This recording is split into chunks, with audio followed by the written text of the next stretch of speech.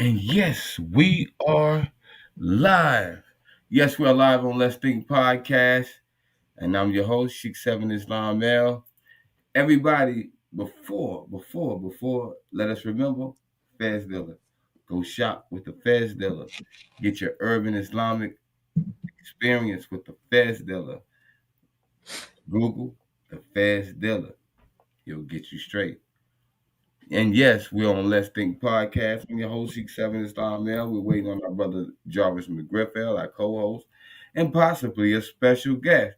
But, you know, first allow me to rise, giving all thanks and perfect praises unto Allah. Highest honors to his holy prophet. Honors to the forerunner, Marcus Mosiah Garvey. Honors to the Moorish Science Temple of America. Honors to all leadership, past, present, and future. Honors to my leadership, Brother L. Portisel, and my grand Sheikh, Sister M. Portisel. Honors to the staff. Honors to all of you who are participating in the comprehensive program of uplifting fallen humanity.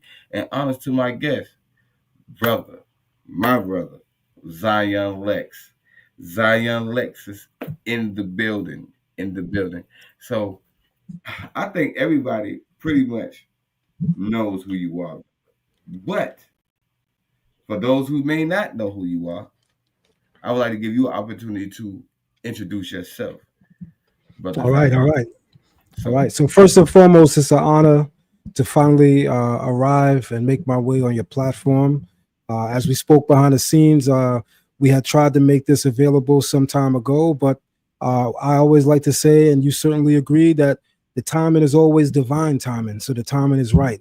So I want yes, to thank the Almighty, the Creator, the power of our ancient forefathers for the ability, the opportunity to be here today with my brothers. And I also want to make something absolutely clear. Um, the uniqueness of man is that our opinions tend to differentiate us one from another. But one thing will always be true, and that's just that, the truth. And oftentimes, it's the truth that we usually come back to that we find our unity in. So I say that to say there may very well be people in the Hebrew community that do not see themselves as Moors. They may very well be people in the Moorish community that do not see any ancestral connection to Hebrews. However, I believe that the truth is that we are both connected. And I believe that when I greet you all and I say my family, I believe I'm speaking to everyone in the room, whether they be an Israelite by classification or nationality, or whether they be a Moor by classification or nationality. So I bid you all in the tongue of my ancient forefathers when I say Shalom Alechem. yes, sir. Yes, sir. And I say shalom as well. And allow me to say Islam, brother Jarvis McGriffell. Islam. Islam. Peace, Islam, fam. Peace, fam. peace, Peace, man. peace, peace, brother. Peace, peace. And allow me to say, and this may be shocking to some, you know, I am a Moor who acknowledges my Hebrew connection. So there is no doubt about that. Um, and it won't be any other doubt about that as you listen to me for because I said it now. Uh, and this is my brother on the screen. This is why I called him here, because he is a scholar in Torah. He's a scholar in the Hebrew language, and I respect his scholarship.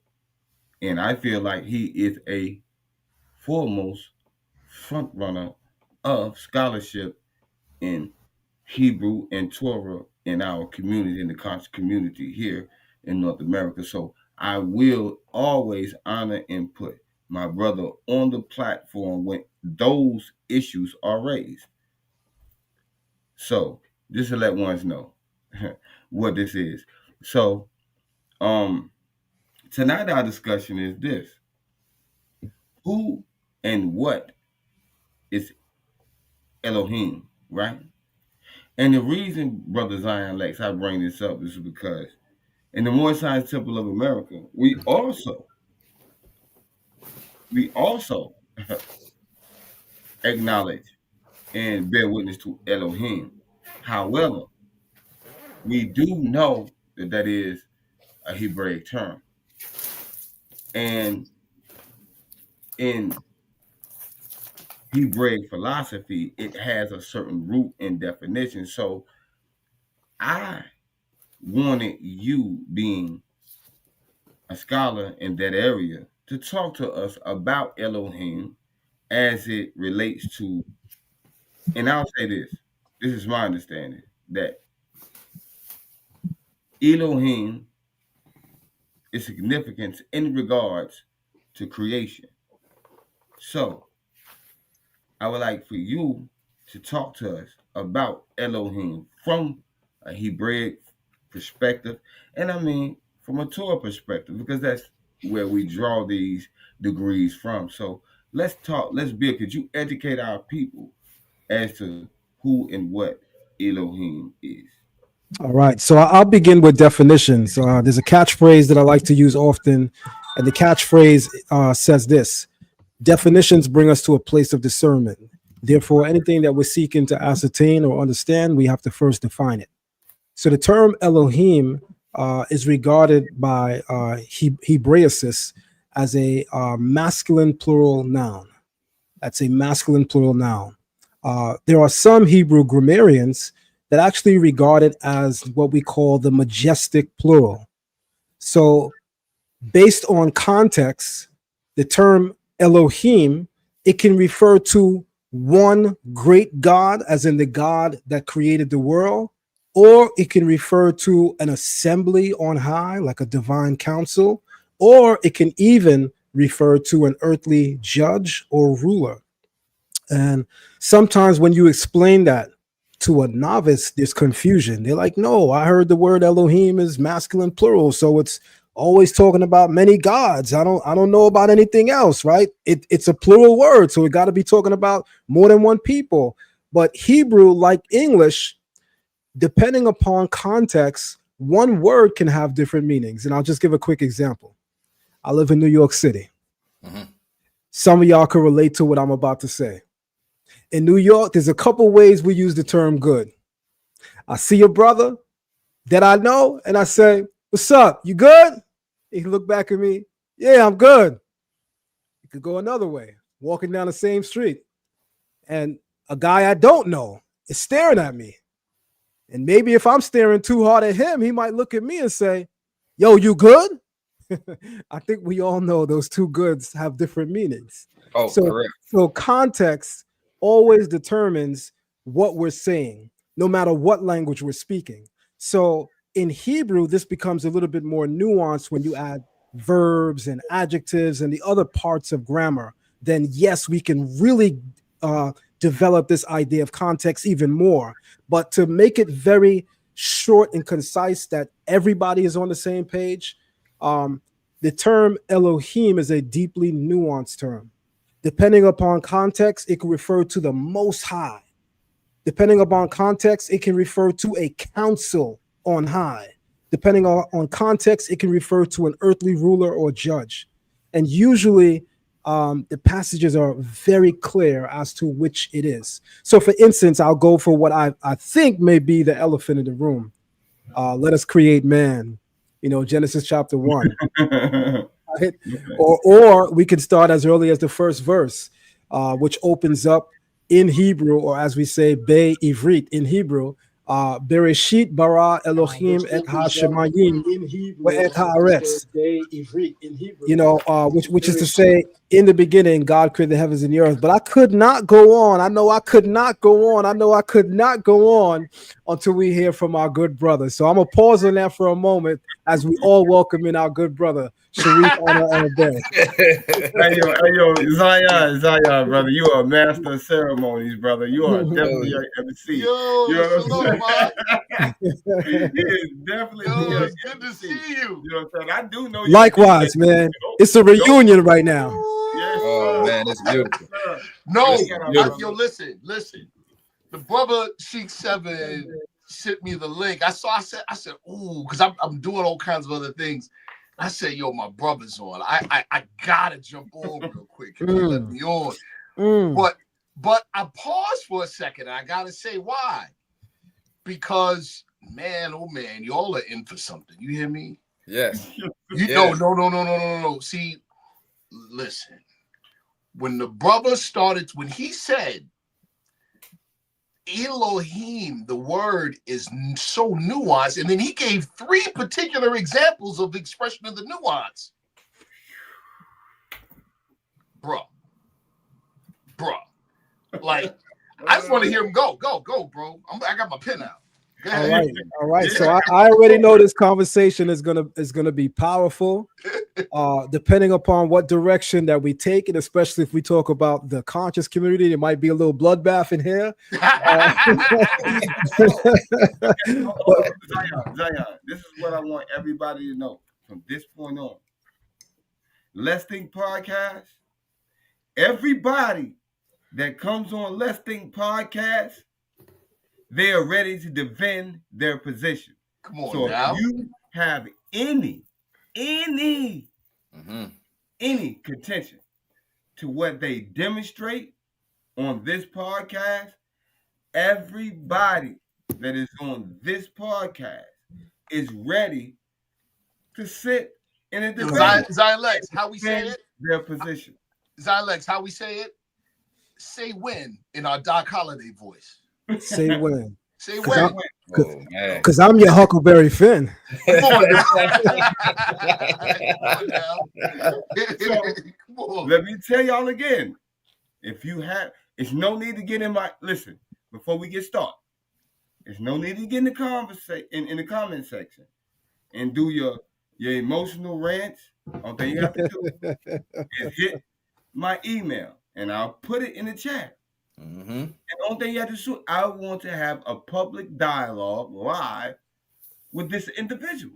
It's simple as that.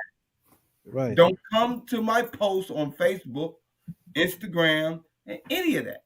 Right. Only thing you have to do is say that I would like to dialogue and discuss this specific topic with this guest that you had on your podcast. Come on. And I guarantee you they're ready to do whatever you want to do. And half the time with no notes. How about that?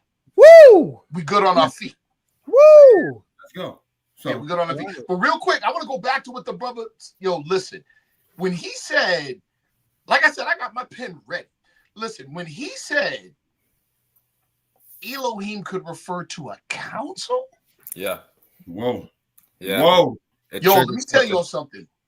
Years ago, I had a conversation before he passed away, this European. I refer to him fairly often on a number of issues. He was the historiographer royale for the Dragon Court for Knights Templar Order. Not Knights Templar Freemasonry, the Knights Templar Order. His name was Lawrence Gardner, the late Lawrence Gardner. That's where I first got that perspective. So, like, for instance, he said, I just throw this out there. He said, so like we're talking like New Testament. In the New Testament, in the Gospels, they mention the Pharisees and the Sadducees as religious orders. Yes, sir. Okay. They do not mention the Essenes. Now, here's what's interesting, though. They don't mention the Essenes directly. So according to this brother, according to Lawrence Gardner, right, when the angel Gabriel went to Miriam and said, hey, blah, blah, blah, blah, blah, right? We know in Islam it was the same angel that went to Prophet Muhammad. But watch this. Lawrence Gardner told me this, brother Zion Lexx. He said those angelic names were theurgic titles for certain individuals on the Essene Council. He says specifically Joseph of Arimathea was the Gabriel during the time of Jesus.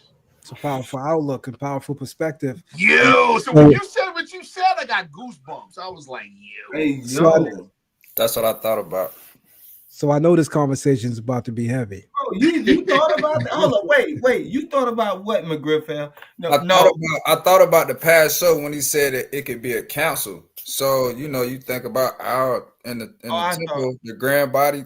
You know what I was going to grand body as a council, and then Seven tried and true. Okay, you already know. All right, go ahead. Hey, listen, and this is what I was gonna say. If you be talking about you, yeah.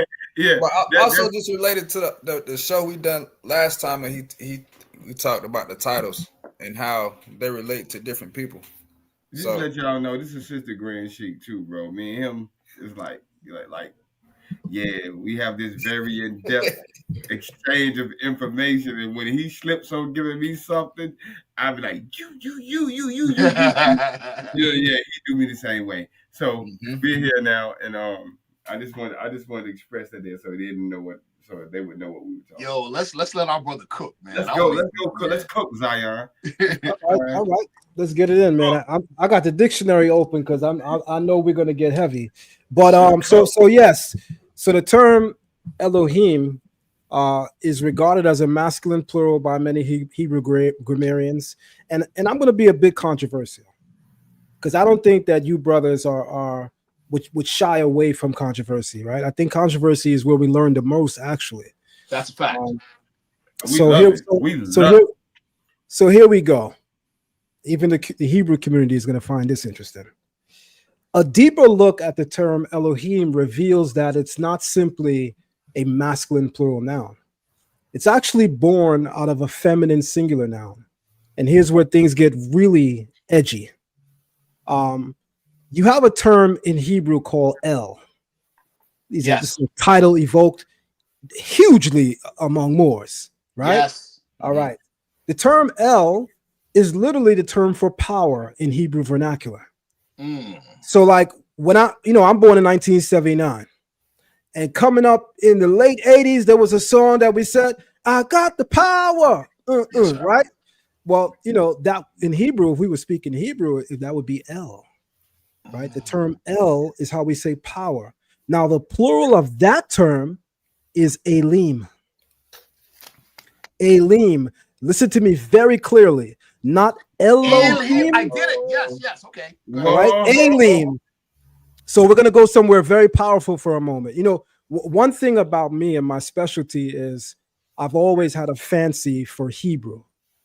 I've always been very much fascinated by the surface level of looking at Hebrew as a language, and especially the esoteric level of looking at Hebrew as a language, all the while respecting the rules of language, grammar, syntax, morphology. I do all that, right? Yes, sir. And having done that for now 32 years in this way of life, I'll be 46 in November. I started in the Hebrew community in 94. Do the math. It's a long time. Brother Sharif has an even more extensive time, 91 for him. We some of the people that have been around for a very, very long time. And then we have elders like you brothers did that also been around much longer, right? So getting back to my point now, I do museum tours.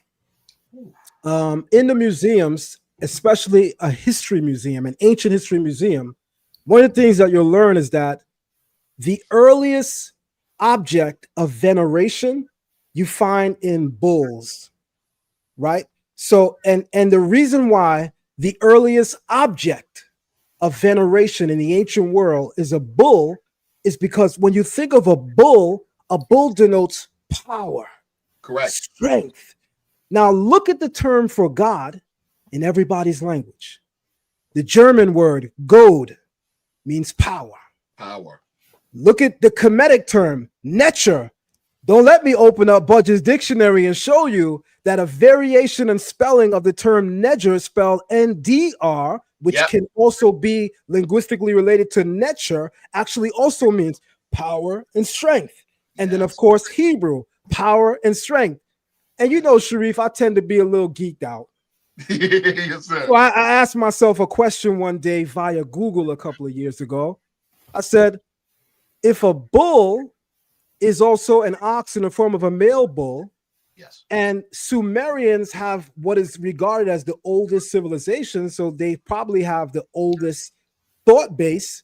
What's the Sumerian word for bull or ox? And it's God, G-U-D. G-U-D. Ooh. I want everybody to look that up right now. You know who? I don't know if you. I'm pretty sure that you know this, but for the sake of the audience, I'm gonna say it. You know whose research independently corroborates what you just said? Oh, our brother Dr. Wesley Muhammad in his book Black. Oh, come on. Literally, I can pull him off my shelf right now and show you. No, he's a powerful brother. He very, literally very even has the images of the Sumerian black bull. Come on. It's the earliest term for God. People when we say God in a conscious community setting, similar to the word religion, I'm sure you brothers heard it.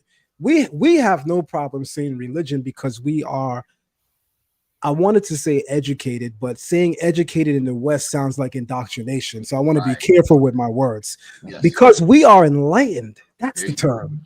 Because we are enlightened, we can go further beyond the barriers of thought that some of our brothers and sisters may have about this term religion, right? So we know that in our religion, there's a way that we gauge this sphere of thought, right? To connect power, strength with items that we can see in nature, right? If we look at early civilization, man's adaptability with nature, man's observation of nature begins to carve his everyday environment in language and speech and in action. And so again, in the ancient world, the term for power is cognate with the term for an ox, which is why the very word Aleph in Hebrew, aside from meaning the first letter of the Aleph-Bet, it also means power, strength. It means to learn. It means to teach.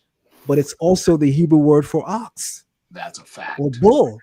So when you begin to assess these things, you say, hold on. I always say, and I just want the entire family to just consider something for a moment, right? When you put two lesser vibrations in the room in the form of humans, when they have a dialogue, they want to focus on the things that differentiate and distance them. When you place great minds in a room, their great thinking forces them to focus on things that unite and not polarize them. In other words, the mark of being a great thinker is big picture ideology. The ability to take a step back and see the whole view, right? To, like, for instance, with the invention of the panoramic lens on the camera, we now have the ability to have a much wider view, right? Such as the advancement in technology today that we see in the form of Google and even now ChatGPT. But not to go too far off. The term El means ox, strength, power, learn, or teach. The plural form Elohim can refer to a ram. There's even biblical verses where it also refers to an ox. Now, having said that, let me say this. There's another term that can denote the Most High. And that term in Hebrew is Eloah. Eloah or Eloha. In Aramaic, it's literally Allah. Allah. Brother Zion Lexx, real quick. We about to get heavy. I took off for a quick second. You said something that was so powerful. You said you were talking about what you were talking about. I can't remember the exact words, but I'll use the word average as opposed to great. Yes. Average men discuss differences. Great men discuss congruences. You know, we call that Islamic thinking. My Kung Fu instructor, I use this example all the time. One time we saw this demonstration and we were trying to impress ourselves and impress my Kung Fu instructor. And the demonstration was bad. So we were proud of ourselves that we could point out what was bad. So we're pointing out all the bad stuff this guy was doing, all the stuff he was doing wrong. My instructor just listened to us. And when we got done, he goes, you know what, you guys, you were right. It was pretty bad. He goes, out of 100 things he did, 99 of them were wrong. Then he said this, I'm going to steal the one good thing that he did and peeled off on us. Come on. Come on. So I'm going to really push the envelope on this one because I see we have the potential to be a little bit more impactful in this dialogue with so many powerful minds here, right? Yes, sir. So let's stop and consider something for a second on the note that great minds seek to unify. Yes. Absolutely. Right? Yes. Let's now consider this. That's why we here. There's a God in the Bible, some would say lowercase God, which is referred to as the golden calf. And there's no scholarly consensus on what exactly, where this deity evolves from, whether it's a Kemetic deity. There's no scholarly consensus on it, but here is what scholars are saying. It could and more than probably refers to the goddess Hathor.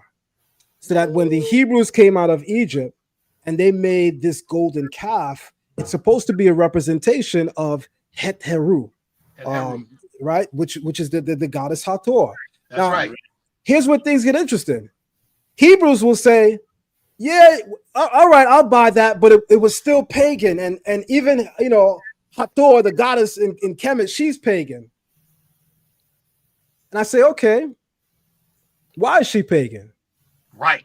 I'm an annoying Israelite, by the way. I'm gonna say, why is she pagan? I'm annoying because I ask questions. Right? Why? I'm annoying because I ask questions. By the way, if you ever enter a philosophical hall, the one thing they do all day, every day, is ask questions. That's what they do, brother. Yeah, I always. So all they do is question everything. Real quick, brother. That's our brother's book, right? Dr. Wesley Muhammad's book. On page 72. Look at that black bull. Hey, Sharif. Yes, sir. While you're building, if you find time, place the link to that book in the chat. I will do so, bro. I will do so. Yo, you. First of all, I don't want to keep jumping in. I'm just wild excited, man. The brothers mentioning Het Heru or Hathor. Mm-hmm. Now, I don't know if you're aware of this, Brother Zion Lexx. I've done a number of presentations on a number of platforms, including this one, where we were talking about the Shemana, the Miskovitz, the you already know what I'm talking about. Yes, sir. And how the temple on the ancient Mount Horeb, now called Sarabit El Khatim, right? Mm-hmm. When Sir Flinders Petrie in 1901, 1904 was up there on the Sinai Peninsula, the very mountain where Moses met the God of the burning bush, El Shaddai, right? Yes. They find an Egyptian-style temple up there.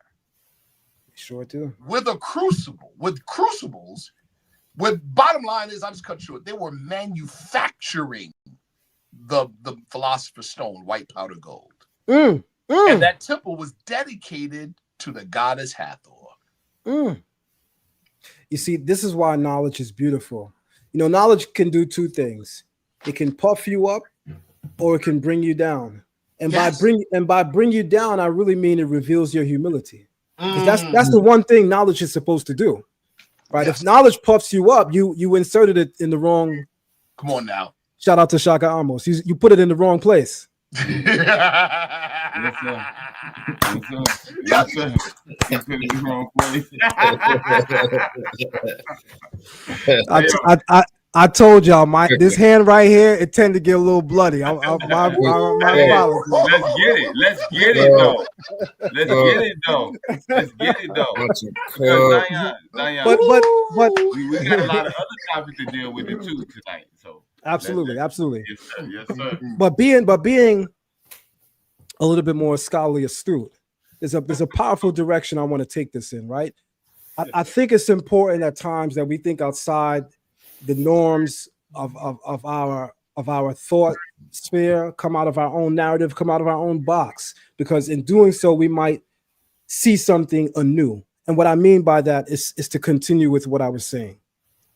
I would say to an Israelite that says that Hathor as worship in Egypt, when they say that she's pagan, I'd say, what makes her pagan? Come on. I believe that the average Israelite rebuttal or response is going to be because the Kemetic people worship them, which I always think is silly to say, because the Hebrew narrative says that at some distal time, Noah has 3 sons, Yes. Shem, Ham, and Japheth. Yes. Our tradition teaches us that Noah taught them all the same thing. Correct. So I would like to believe that the knowledge that Ham had, Shem had. Come on and now. they both divulged that knowledge to their younger brother, Japheth. Japheth. Who's still trying to get inside the tents of Shem, by the way, to get the knowledge, right? Come on now. So having said that, there's things that I consider when I'm researching a people to find their origin story. One of those things or one of those tools that I use is language. Yes, sir. If you consider that the oldest way to refer to the language as spoken in Egypt, they call their language Medu Necher. Medu is a plural term, words of. Necher. Now, I didn't take Medu Necher 103, but I'm definitely 101 and 102. I'm definitely beginners and intermediate. I might not be advanced, but I could go through and read what's on the walls now. So I can tell you this. The term Necher is a singular term. What does that tell me? In the oldest concept civilization in ancient Kemet, their conception of the Godhead is that was one. Come on now. It's a fact.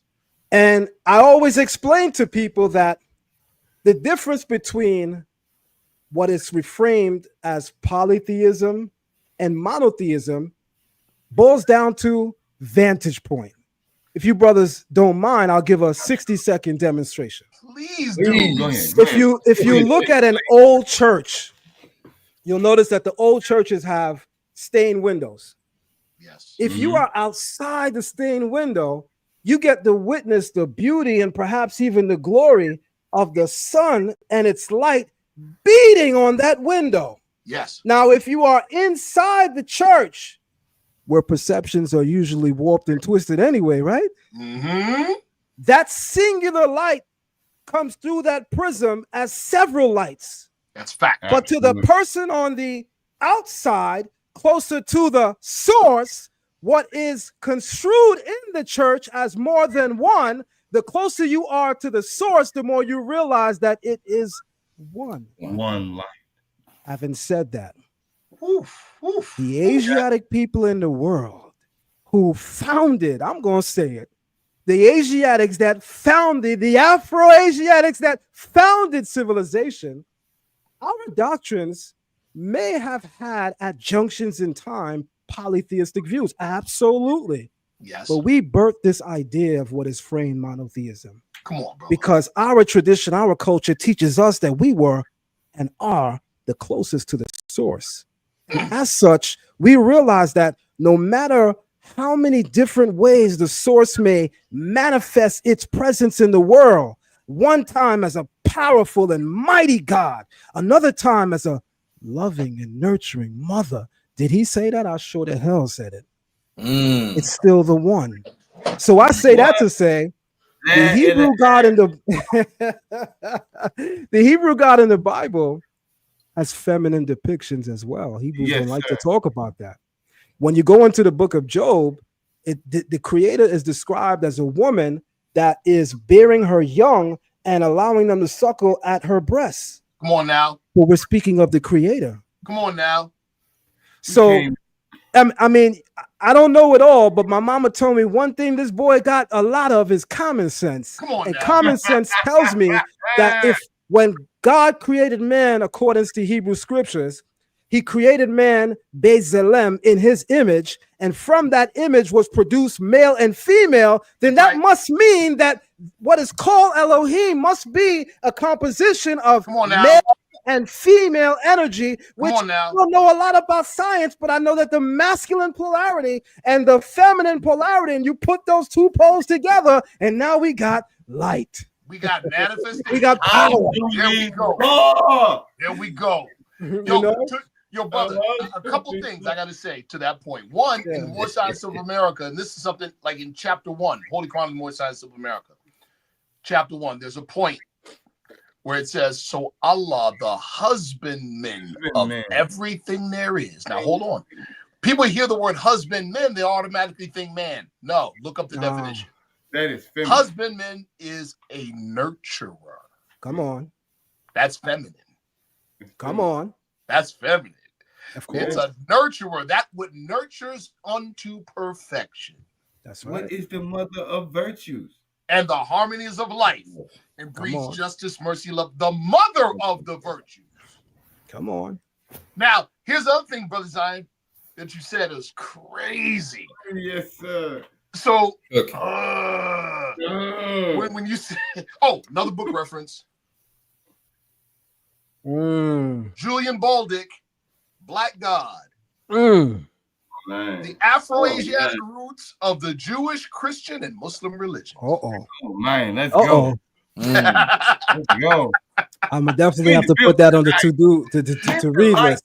Yo, so but what? Yo, listen. What you said about what you said about polytheism. I promise you, I was having this conversation just 2 hours ago with a student of mine. Like you said, it's just vantage, right? So the late Malidoma Some, you familiar? Yes. Yo, so one of my good brothers and colleagues and Ali's men took initiation under Malidoma. Okay. And so we knew him. And so during a private conversation, he was talking about our forefathers and ancestors are waiting for instructions from us to assist. And this one sister said this. She said, okay, I can get with that, but I'm having some problems because I'm a monotheist. How do we deal with that? Yo, listen to this. Listen to this, brothers. Malidoma started laughing. He said, you all are so infected with the European psychology and the European arrogance that comes with it. She said, well, what do you mean? He said, let me explain it. This is the arrogance of the European psychology. You go to a 5-star hotel. Everything's immaculate. Everything. You go to the front desk and the attendant says, may I help you? And the European arrogance will insist that the owner of the hotel helps them. Not understanding or comprehending that the owner is helping them by way of the attendant. Come on. See how simple that was? In technical sense, this is called divine pluralism within monotheism. Come on. Come on. It's a very powerful. You gotta break that down a little bit more. Break that down a little bit more. I'm not gonna let y'all, because Zion, I know I've heard you talk about this. Yo. I've heard Zion talk about this. Yo, we gotta do a Let's Think in person with Zion Lexx. Bro, I'm willing to come to New York. Let's get it. Let's do it. Let's absolutely do that. Let's absolutely do that. Jarvis, will we pull up? Pull up. This would be a powerful idea, because what I was trying to show a couple of moments ago is that the earliest conception of God in Hebraic thinking is connecting it with the ox, the bull, and the ram. Everybody hear what I just said? Yes. The ox, the bull, and the ram. Where do you get ox from? The word El is composed of the letters Aleph Lamed. Aleph literally means ox in Hebrew as a word. That's right. Then you have the ram. That's the plural form of the singular El, Elim. That's a reference to rams. Elim in the plural, right? But then you have something very interesting. Because if you think about the representation I just gave, bull, ox, ram, you mean Amun, the hidden one. That's right. You mean Het Heru, the bull, the ox. The ox. We're talking about ancient conception and ancient peoples using different I don't want to say classifications, but using different imagery to describe the same divine phenomena. And this is what I was getting at when I said earlier, smaller minds seek to discuss things that distance us. Greater minds look to discuss those things that unify us. Come on, brother. So don't you know in ancient Kemet, the one God in ancient Kemet that originally could not be depicted in human form is Amun. And the name literally means the hidden one. Amen. And for my Hebrew brothers and sisters, the exact term is used in the book of Esther. Ooh. The same term Amun is evoked in the book of Esther, having the same vernacular meaning, hidden. All right? Listen, Zion. Yes. Can I? When we talk about hidden one, right? Yes. Can we talk about the 4 letters? Oh, absolutely. The Tetragrammaton. Tetragrammaton. Zion, this is what happens, right? This is what happens, right? When we look at Arabic, right? And this is, because I know you know. When we look at Arabic, right? When we say Allah, right? Do you know you have one aleph, a lam. The other aleph is silent. It's really not there. And you have ha. You still have 4 letters. Alif, lam, ha. Ineffable one. That's right. You know what I'm saying? Because people like to do this. They'll say, "Oh, this is not that, and that is not this." Let me tell you what you don't know. You don't even know the it. You can't even say, you can't even identify the it. That's Come on now. What we say, my apologies, good brother. My apologies. Yeah, brother. Go ahead. I was going to say what we say in Hebrew tradition is that the only thing that we could say about the Most High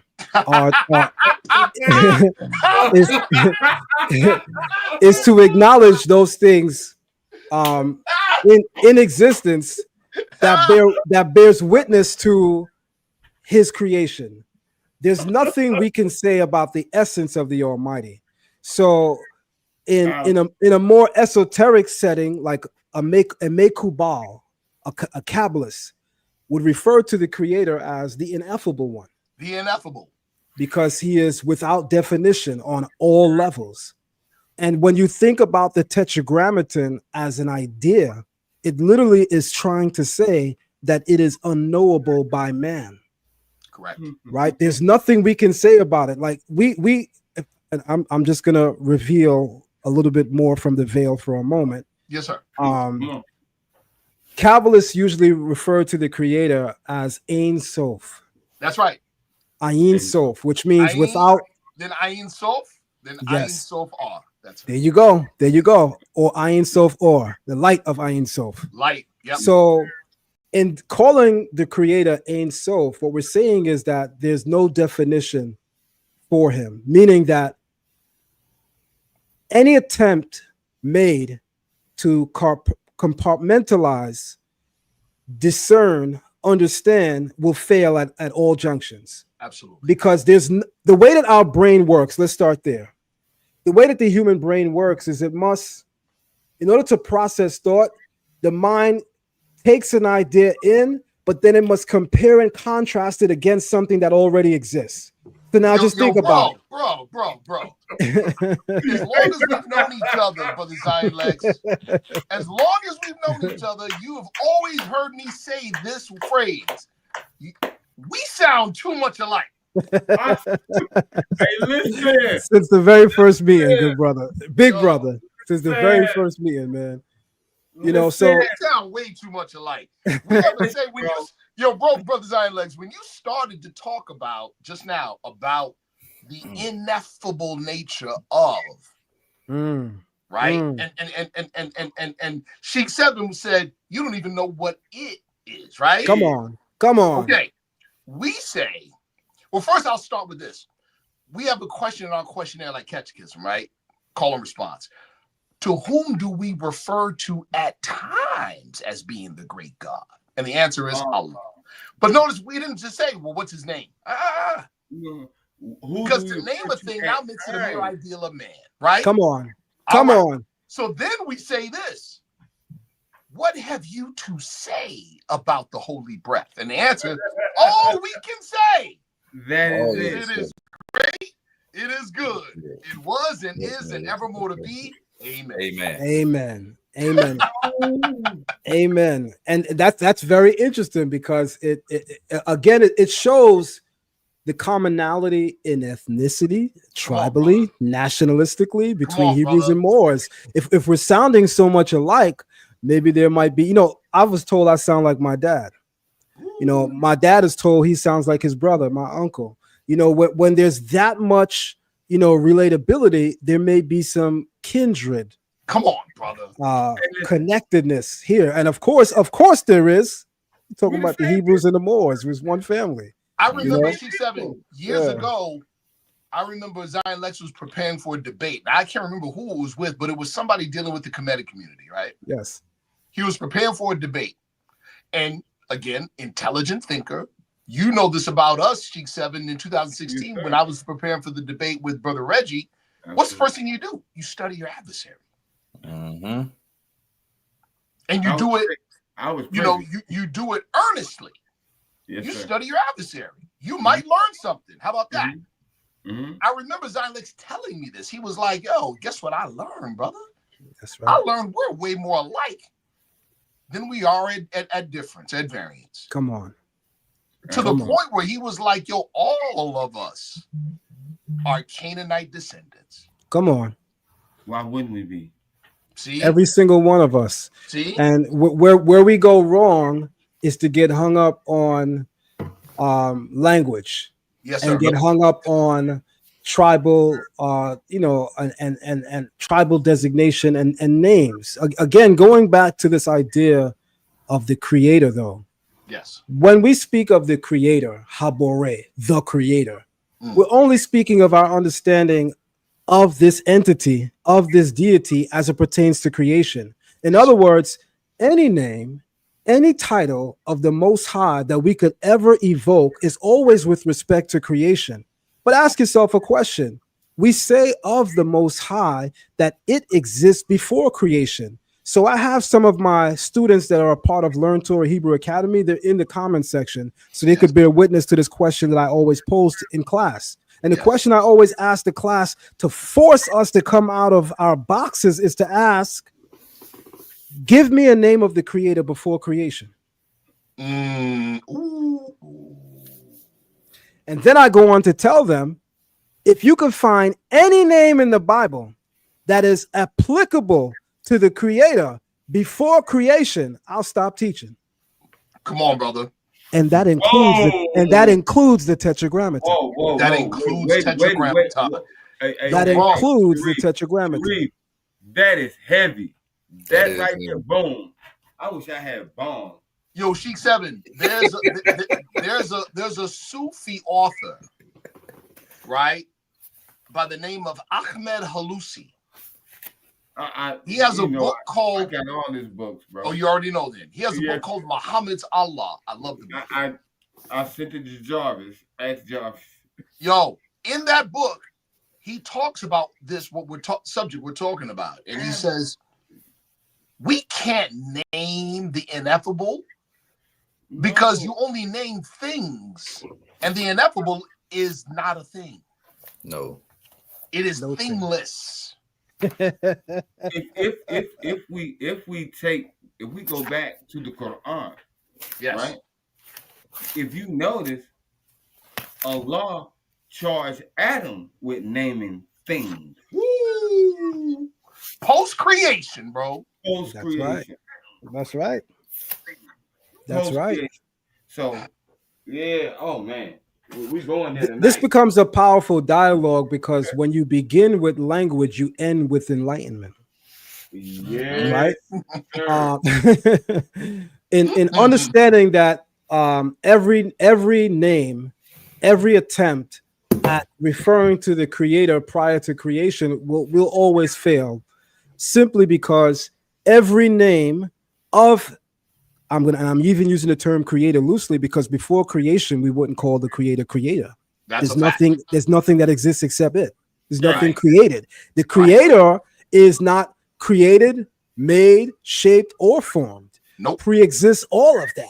Right. So even the title creator wouldn't apply to the creator before creation. It's a title that can only come into matter of fact, I mean, y'all really want to have fun? Yeah, let's go. The opening word of the Bible, right? And sometimes I enjoy pissing people off. Because I'm going there. Oh, you are. What I realized I learned this from my dad. What I realize sometimes in pissing people off in an educational setting is if the person is really enlightened, hopefully, they're going to go back and listen to what you said. And that's where learning happens. So temporarily, momentarily, you may not have their full grasp and attention. But a deeply enlightened person is going to absolutely go back and hear what you had to say. And in doing so, that's where the enlightenment occurs. Because we open up and we read, in the beginning, God created the heavens and the earth. And that could be powerful with context and subtext and pretext, but without the language of the text, I mean, what does it really mean? So going back to the Hebrew now, that's Bereshit bara Elohim. Yes. Now, normally I would say I'm not no scholar in this and that, but this is my lane, so I'm going to absolutely say I'm a scholar on this. Yes, sir. The term Bereshit literally means in beginning. It can also mean with beginning. Woo! It can also mean by means of a beginning, and it can also mean beginning of. Just showing you how nuanced that term Bereshit is. The first part, Be, is a preposition. It can mean both in or with. So here comes the Mekubalim, the Kabbalists, and we say that the first letter in Bereshit, that Beit, it refers to what we call the divine paradox. Because when you say in or with, you're talking about that which is what? External and that which is internal. You're talking about that which is inside and that which is outside. No human being can actually say, I am both in the house and outside the house, because that would be a paradox. But we can say that of the Creator. So we say that the first letter refers to the divine paradox, how the source of creation exists within creation, because without its existence filling creation, creation could not abide. But its existence is too great to be confounded by existence, so it also has to dwell outside. That's the divine paradox. You just cracked the mystery. For those who don't know, what you just said cracked the mystery of John 3:16. For God so loved the world. And I won't say the rest of it the way it's quoted. I'll contextualize it with how our Brother Zion Lexx said, for God so loved the world, he has a presence in his own creation. Come on. So this is a very, very enlightening point. So that first term, Bereshit, we see how nuanced that is. But now let's go to a controversial look at the next term, which is a verb. Bereshit bara. Bara means created. But where's my Hebrew grammarians at? Because bara is a third person masculine singular verb. So it doesn't just simply mean create or created. It literally means he created. So what's the next word? It's a noun, Elohim. So in the beginning, he created God. Oh my God. There you go. Oh my God. There you go. Boom. Boom. There you go. That's right. That's right. Yes, sir. That's right. I was waiting on that one, Zion. All right. So now we can have fun. Now we can have fun because the can of worms is halfway open and the rabbit hole is starting to loosen a bit. Shout out to Shaka. Yes, So hey, Sharif, stop it. Jesus. Sharif, So- Sharif, stop it. so He opened up the can of worms.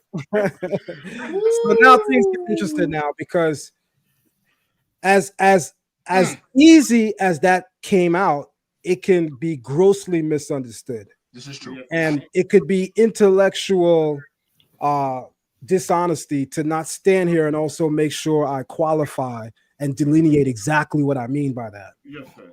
So what I'm saying now is a very close or strict rendering of the first sentence in the Bible is not to say in the beginning God created. That's not how it's worded. It's worded in the beginning he created God. That's right, brother. Whoa.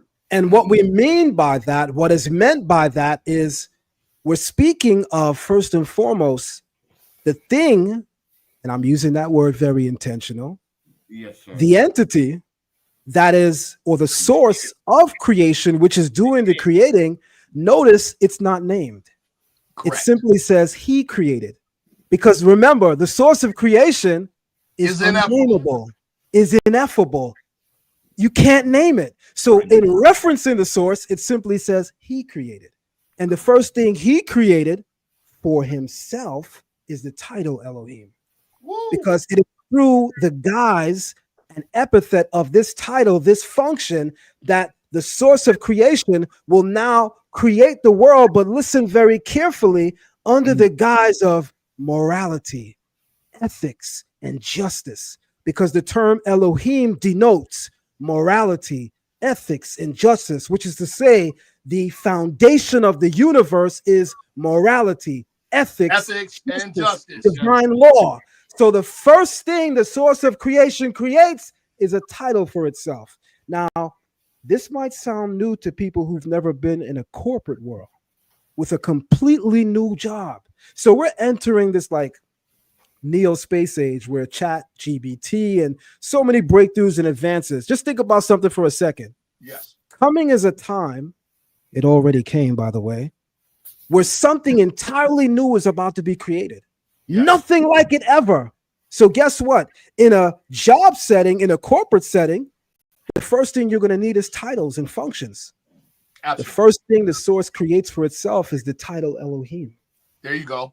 Elohim is not a separate entity apart from the source. Right. It is a title and epithet of the source. The source of creation has many titles and epithets. Correct, brother. That's why it's so annoying, frankly, when I hear my Israelite brothers repeat the nonsense that the Thematic community spews, that, oh, when you go into the ancient Kaaba, there were many gods worshipped, and Allah was just the chief of them. Oh, you mean if you actually read the Quran, you would see that Allah has many names and titles, and some of those titles are evoked in the Kaaba? Just like 72 names in the Hebraic great minds unify and small minds distance. Brother, real quick, I got it. Man, oh man, this is a dope conversation. Listen, what you just said. Yeah, my brother. Like I said, we sound so much alike. It's crazy. Here we go. What you just broke, that's so crazy. Remember earlier we talked about the ineffable. That's right. Ein Sof, right? So here we go. I'm quoting out of the Holy Quran of Moorish Science of America, chapter 11. From Allah's own record book, we read, the triune Allah breathed forth, and 7 spirits stood before his face. Mm-hmm. The Hebrews called these spirits Elohim. Mm-hmm. And these are they who in their boundless power created everything that ever was, is, and ever will be.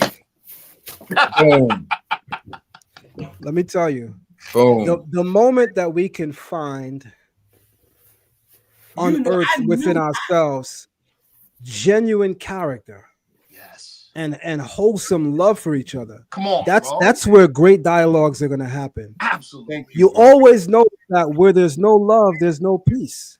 Mm-hmm. We even have a song. I know brothers gonna be like, you about to sing a song, Zion? Bamakum Shalom Be Ahava. Where there's peace, there's love. When you have peace at the epicenter of any communal setting,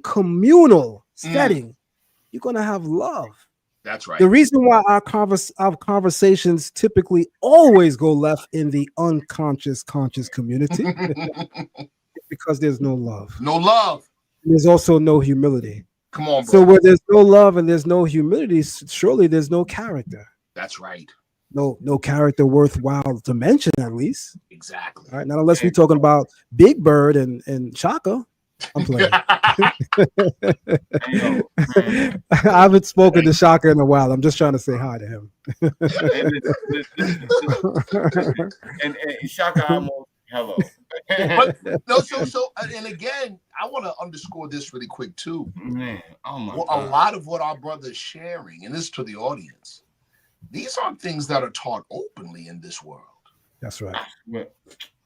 They're not. And Sheikh 7, you know this, and Brother McGrifffield, you know this too. We both know this. Yeah, these aren't things that are taught openly, people. No.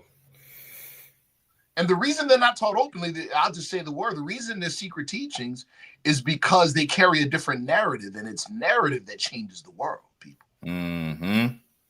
And see, it's narrative that's the secret. Yeah. Shout out Assine TV. Shout out Nazarene Assine TV. He said, shout out to you, good brother. He said, shout out to you. Lexx. He say this, yeah. He say, this your brother, Yehuda. Yeah, that's right, Yehuda. Mod Squad in the building. Good brother, man. Good brother right there. Shout out to Nazarene Assine TV. Speaking of Essenes, right? Speaking of Essenes. Yeah. But I'm here to serve you, brothers. There's a lot of different directions I could take the definition of the term, but I will definitely just again restate for the platform, if I could just reset just for a moment, that in order to fully develop our understanding of Elohim, one would really need to be immersed in Hebrew vernacular, of which I'll even use the moment and opportunity to admit something and also suggest something. So hear the humility also in just my verbiage. I'm going to first admit that I haven't over the years studied Islam enough. I want to admit that. I'm purposely and intentionally using the verbiage admit that because I believe there's some guilt that I'm feeling there. And the guilt is that in the Torah, in speaking of Ishmael, the Creator said, we all know everybody, and I'm now injecting my view for a moment. We all know everybody, speaking predominantly to the Israelite community, that when we talk about the children of Israel, that is 12 tribes. Yes, sir. But the Israelites that seem to know the Bible more than anybody in the world, did we forget that God said of Ishmael, I have made him great too. Mm-hmm. And he too shall beget 12 tribes. I always asked myself that question. Why 12? Why not 9? Why not 8? Why not 7? Why not 13? He's the big brother. Yes, sir. Why 12? Why also say, I have made him great too? You know, I'm not the best in English. Hebrew is really, really where my mastery is. But I know enough English to know this. If I say of a person, yo, he got game, and I look over and I'll be like, yo, he's nice too. I just put them on the same level. Yes, sir. Absolutely. Absolutely. Yes, but sir. Is the Israelite audience hearing me? I hope they do. I hope. Of Ishmael, he shall be great too. Yo, brother, you just taught me something. I ain't even know that. Yo, bro. Hey, yo, Zion. I got something for you. One more thing just before you inject. I got one more thing. Exodus 4:22. Let's talk. Thus saith the Lord, Israel is my son, even my firstborn. Here come the Israelites. See? Moors, sit down. Thematic people, sit all the way down. If you believe the Bible at all, you got to see what it says. Right. Israel is my son, even my firstborn. But you know, Sharif, you know, Chief 7, you know, my good brother, I have children. And I have twin daughters. They're the first. And I have a son. And one day I was sitting just before we went out for the day to do our daily run as EMTs and paramedics about 10, 11 years ago in the state of New Jersey, in Newark, in Newark, for those who are familiar with that area, right? And my partner looks over at my desk just before we leave the office and says, oh, you have beautiful children. And I say, yo, thank you very much. And I look over at the desk, noticing that my partner also has children. And I go, oh, there's a child up. Oh, that you got a handsome young boy. You know, that's what's up. Yeah, that's my firstborn. So I immediately said, where's your other children? Right. Did y'all hear me? I caught that. Israel is my son, even my firstborn. Come on. So what, God don't got other children? Say firstborn, You don't. The only person that speaks of having a firstborn is a person that has other children. But we gotta go deeper. We gotta go deeper because in the book of Malachi, chapter 2, verse 10, it says, "Has not one God created us?" A rhetorical question. Have we all not one Father? Therefore, why have we committed treachery by going against his will? In other words, in Hebraic thought, the word father, Hebrew, Av, is Aleph Beit. Yeah. Teacher of the house. Teacher of the house. You don't get to be called father unless you are present in the home. You're teaching the house. So I got a question. If God calls Israel his firstborn son, not because we are magically coming from him physically, that was never the intention. He says we're his firstborn son because he divested to us his will, his Torah. But I know from Hebraic thought that children are those who are in acceptance of the will of the Father and under the doctrine of the will of the Father. So if Israel is his firstborn, and to be a son or a daughter means that I am under the will and doctrine of my Father, then who are God's other children, and where is those other doctrines?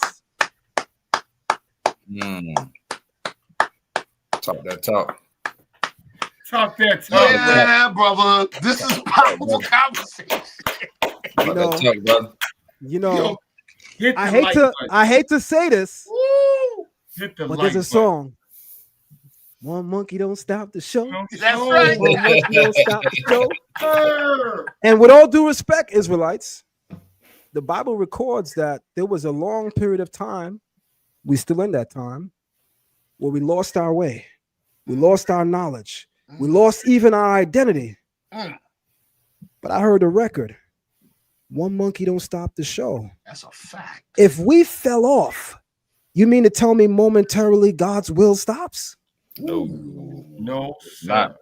Y'all want to get heavy tonight? Yeah, because as according to Hebraic doctrine, I know as the children of Israel in Hebraic doctrine and tradition, as we are making our exodus out of Egypt, Hebraic tradition says the book of Job, the character Job, is going through all of his atrocities. Yes. And God is working with and dealing with him. And mind you, he's not an Israelite.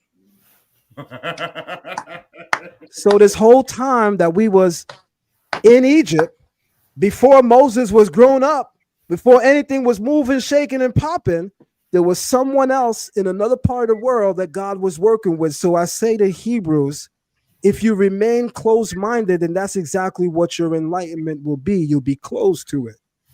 Because You're when wrong. It's the, you know, again, and I know I'm speaking for Brother McGrifffield and Brother Sheik 7. It is the dopest thing in the world when you can learn more about your faith tradition from somebody who's not a part of your faith tradition. Come on, man. Come on. I heard chapter 1, chapter 5. Yo, bro, I feel like I'm in Sunday school. Questionnaire questions. I'm looking at that now. Oh. As you speak, it's all just. Yo, hold on, Brother McGriff. One of the first times me and the brother and I met, they invited us to the synagogue. That's right. That's right. Bro, we show up in the synagogue, right? And out of respect,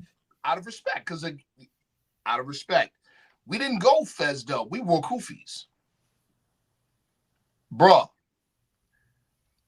We in there, bro. As soon as we walked in and sat down, I'm looking around. I'm like, But can I tell you a quick secret? Can I tell you a quick secret? Go ahead, bro. We spoke about us having some time. Yes. You and I specifically. You come in 91. Yes. I come in 94. Yes. You are older than me. I'm a little younger than you. But our teachers precede us, right? Yes. You know what's funny? You might walk into the Israelite community in 2025 or when we met circa 2017, 18, and notice that Hebrew Israelites have on turbans and they have on kippahs. Yo, bro, hold on. But if you'd have walked in 1961, in 1958, you would have saw fezzes on their head. Now, I'm speaking of the congregation that my teachers are from, B'nai Zakin, in both Chicago, under the El Rukins. You heard the name, the El Rukins, Chief Malik, and New York. Israelites in the 70s, 60s, and even down to the 80s, and I still know an Israelite brother that does this, Chief Joshua, walks around with fezzes. That's a fact. I know who Chief Joshua is. Yeah. And Prince Yaakov. I know who they are. Yeah. That's crazy. Some of the oldest Israelite leaders in this way of life. And by the way, I'm talking before ISUPK. Oh. ISUPK is, and I'm saying this with respect because I'm mature, right? Yeah. ISUPK is regarded by Johnny Come Lately Israelites as the grandfather of the Israelite movement. Huh? The oldest Israelite temple is called the Canaanite Moorish temple. That's a fact. Y'all really want to go to history? That's right. Huh? And some of the titles among them, their surnames are El. Ooh, no, that's real. And Bey. It's real. And Bey. That's real. But listen, brothers. You want me to really pull the receipts? Yo, I know the whole history. Let's go, Zion. I know the whole history. Let's go. I could tell you who the Masons are in the Israelite community. Let's go. By name and rank. Let's go. Let's go. I mean, if we want the history, I'll give you the history. We can go. We want to know that Abba Bibbins wasn't simply, you know what? Hold on. I would like you to speak to, brother, for the audience. I'm a chill. I would, I got all night. Briefly speak to how the Hebrew Israelite community in New York, low key and not so low key, educated the European Jews. Absolutely. That's a fact. And their synagogues. That's a fact. To this, what's my man? Deontay, to this day. To this day. I get called, to speak in European synagogues, and I shows up. Yes, sir. And when I do so, I don't go by the conscious community stage name Zion Lexx. I go by my Hebrew name, Avdiel Ben Levi. It's always interesting that as I near closer to the stage, as the person who invites me gives me the nod and tells me, I'm up next, the more the people start looking at me like I'm in the wrong place. Until finally they say, and the next speaker, Avdiel Ben Levi, and everybody gets up and starts clapping. I start walking, and there's always a white lady or a white man that stops me and says, the speaker, ma'am, that's me. Thank you. And for the first 2 minutes, they sitting there stuck on stupid with the weirdest, white people face. And why white people, I spelled that WHYIPIPO. White people face. You know the white people. Yep. Yo, that's crazy. You all know the white people face. Zion. got one more. For 2 minutes, they give me that. But after that, it's this face, the jaw drop. Because they realize he know more than the rabbis in the room. Exactly. Absolutely. Hey, Zion. See, but that, man. Zion. Yes, sir.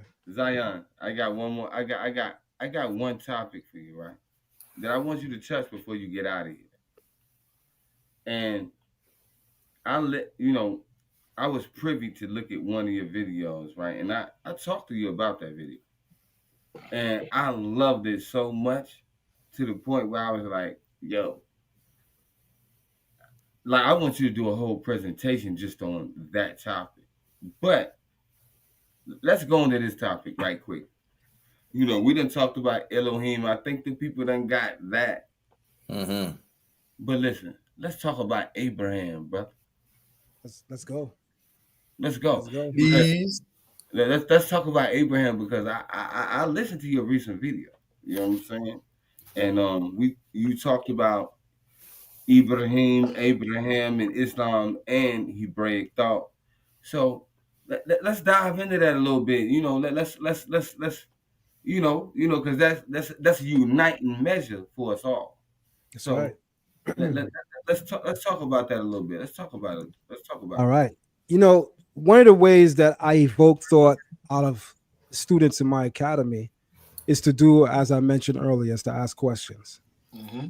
One of the questions that I ask the students in my academy when we bring up Abraham is this: Abraham, being a righteous man, being a deeply enlightened man, yes, why would he advocate on behalf of someone wicked that God promote them? What am I talking about? Oh, that Ishmael might live before you. God said, take your son Isaac and offer him up on a mountain. I have chosen this one. Abraham said, oh, may Ishmael live. I said, hold on. Because some of my teachers, I can't say all. Some of my teachers would say, Ishmael was wicked. He was wild and, he was baseless and he didn't have character. Mm-hmm. And I say, show me that. Because I'm reading the same book you're reading. Show me that. And y'all know what happens when somebody is looking for something that's not there. Can't find it. They start sweating. They start sweating, can't find it. It ain't there. But I tell you what is there. Abraham vouched for this man, his son, and wanted to present him over Isaac. So I'm going to wager that God knows better, but I'm also going to ask questions. What does Abraham know about Ishmael? That he risked it all before God and man and pledged that Ishmael should be granted as the son of the covenant over Isaac. Ooh.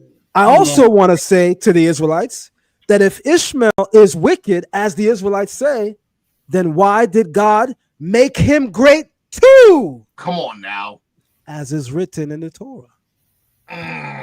Show me where God made a wicked, evil man great. Great. Please. Wow.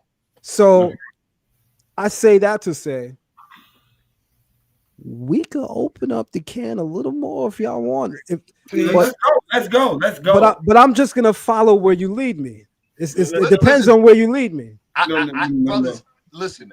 We got to do this again. I gotta run, but man, like I said, I saw my brother on. I said, man, I gotta jump on, man. Brother, I gotta jump on. listen, Sharif, Mo. This is good. But we're gonna let this brother cook. Yeah, he's finna go in. We finna let him cook, brother. Yes, sir. Yes, sir. Y'all said I could go in? Y'all said I could cook? All right, hold on. Yeah. I said, nah, go ahead. Listen, brothers, I love y'all, man. I gotta run. Peace. All right. God is great, man. God is great. Let's go. God is great, man. So I'm willing to open up about Ishmael But I don't know what direction you want to go. So depending on your questions, as I stated before the interview, there's no question that's off the table for me. It's an Oh, interview. I got So plenty. anything you ask me, I'm here to answer as best I can, as fits what I know. Okay, Zion. I got a question right now. And in so many, I've been in the Moorish Science Temple of America for a while. I've been a Muslim for a while. I've been in Islamic thought for a while. So talk to us. Hold on, we got one. We got a super chat. Um, according to the Torah, which is the covenant or creed that Abraham made with God Allah? That's an excellent place to start, Yes, sir. Let's start. because that covenant grants Abraham the title Av Amon, where he becomes the father of many nations, right? Mm-hmm. In Abraham becoming the father of many nations, we have to think about what that means. There are a lot of people who mistreat that verse and misrepresent it in teaching. They say that Abraham's the father of many nations according to the Bible, and they take that literally. But I look at the genealogy and I see Abraham actually doesn't father many nations physically. Mm-hmm.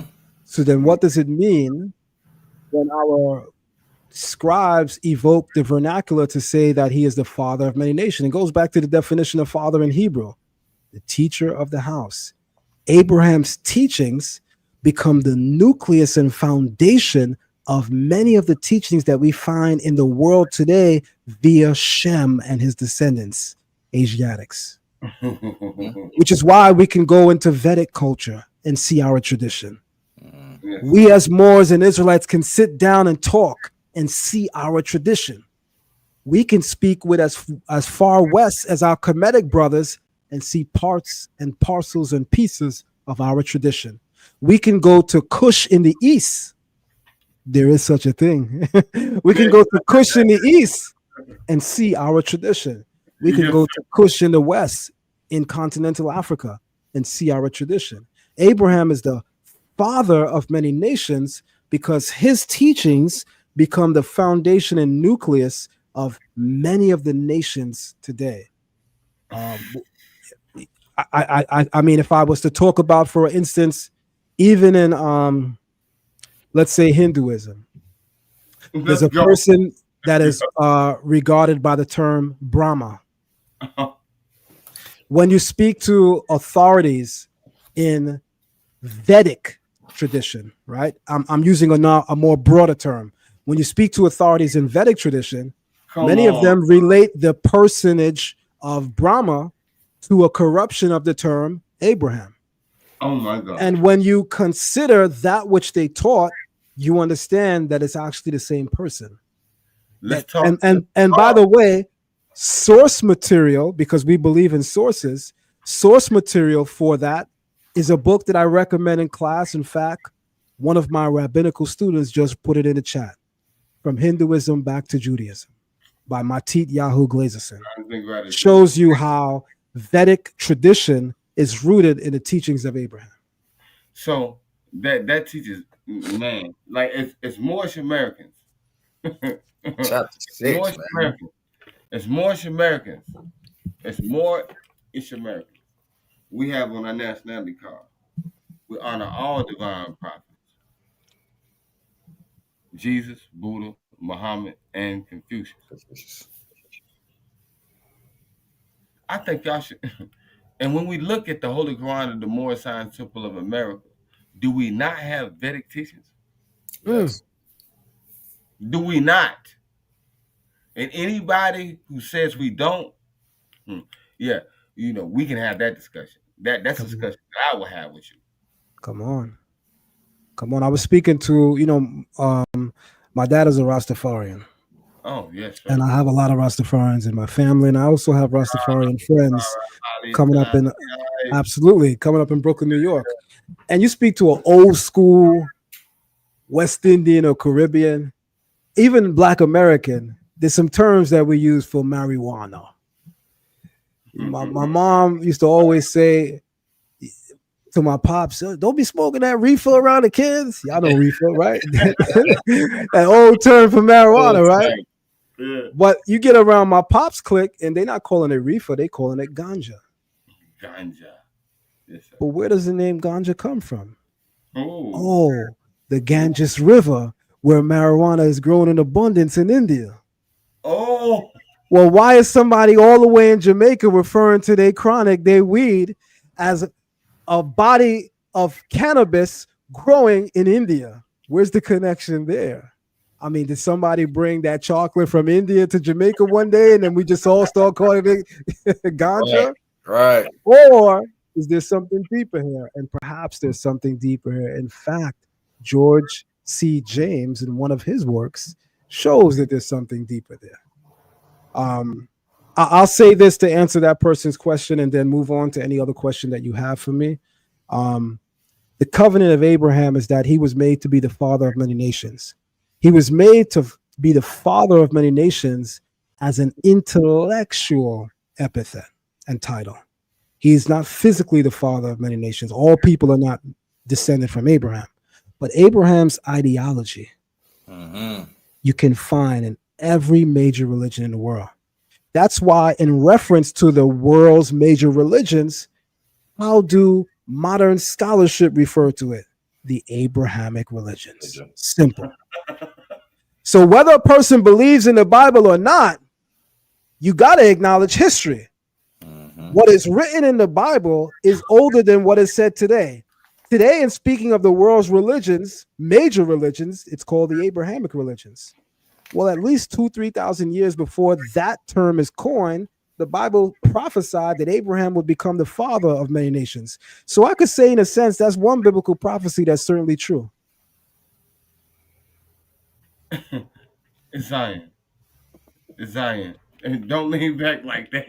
I know what that means. You know, when he leaned back like that, I know what that means. Listen, bro. I knew this was going to be one of the ones. I knew it. See, listen. My brother Zion, I'm going to tell y'all this right here. When it comes to Hebrew scholarship, on Let's Think Podcast, if you want to have a Hebraic conversation, you already know who we talking about. You know, we can talk to Zion. You know what I'm saying? That's why I brought him here. You know what I mean? And this right here, this is my brother, and he knows that. And I know that. As I've said further in the earlier part, before my brother came on, I'm a Moorish American. I'm a Moabite. But guess what I do not do? I do not cast away my Hebraic roots. Come on. Yeah. Not gonna do that. You know what I'm saying? So what I'm gonna say to you and everybody who's looking right now, please hit the subscribe button, hit the like button, thumbs up the video, share it to your social media. You know what I'm saying? Because we will have Zion coming back because we're gonna deal in depth with a little bit more of what we talked about tonight. However, though, we ain't through because he's willing to answer questions. Super chat your questions right now. Super chat your questions. Support the channel. Support our efforts. So long as it's not personal, there's no question that's off the table. Yes. As long as it's not personal, he's not dealing with his personal life, etc. So as long as it's not personal, we get it right on, right on point. So if you have any questions, you can super chat them now. But I'm gonna talk to my brother right now. Hold on. No, not that. But listen, I have a question, Zion. Okay. When it comes to Hebrews and those of us who identify as Moorish, are we not family? We're absolutely family. Yes, sir. We're absolutely family. And I'm gonna go a step further. When it comes to Hebrews and Moors, we are family for more reasons than one. And one of those reasons I'll say is this. in the Bible, the term Moab is a reference to the progeny, the children of Lot. Now, what's interesting about the telling and retelling of history is that there's always two sides to a historical account. Absolutely. And I'm going to say that with conviction, because from the Hebrew perspective, something wrong occurs there. In our narrative, it's told that the children of Lot were born through incest with Lot, and everybody that reads the Bible knows that that's what's in there. Our Moorish brothers and sisters don't necessarily agree with that point. And this is why I think it's important to hear what others have to say, because in listening to others' viewpoints, we can kind of push aside some of the way of thinking that we both have for looking at the same subject matter to leave enough room to consider what could be true about both. So I say that to say, even though I absolutely stand on what Hebrew doctrine has to say, being a man of conviction and being a man of deep enlightenment, I'm always open to hear what is the other side of the coin. So I say that now to say this. Moab can't be that bad if the Hebrew Messiah came from him. Because where did Ruth come from? The land of Moab. I mean, I'm going to say something that Hebrews might not like, because they more than likely, never heard this before, and certainly never heard it from me before. But I'm going to say something right now. Tonight on Let's Think Podcast? I'm giving you exclusive on your platform. Never said this nowhere. All right? 46. The Bible places great emphasis on genealogy. Absolutely. It's always important where a person comes from. Absolutely. A person's lineage is a map of their not only genetic story, but their spiritual DNA. So follow me. If the spiritual DNA of Moab is unfit due to some indecency or anything that could render it unfit, how does the Hebrew Messiah stem from that relationship? How is it that either the scribes of the Bible or the real history of the Bible saw to it that the Hebrew Messiah was a descendant of a Moabitess? As Hebrews, you got to ask yourself that question. He could have been a descendant of a Kemetic princess. He could have been a descendant of any other nation or nationality. Why Moab?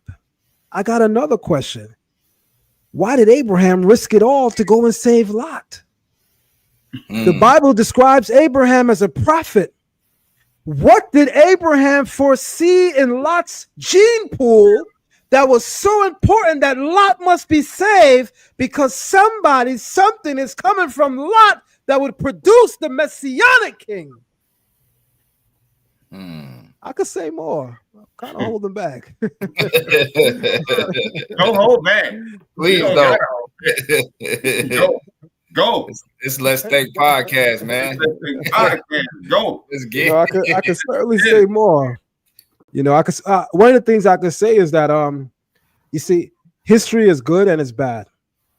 Where history is bad is that you learn things that happen that, you know, they say that there's a saying in the Bible, with much knowledge comes much grief.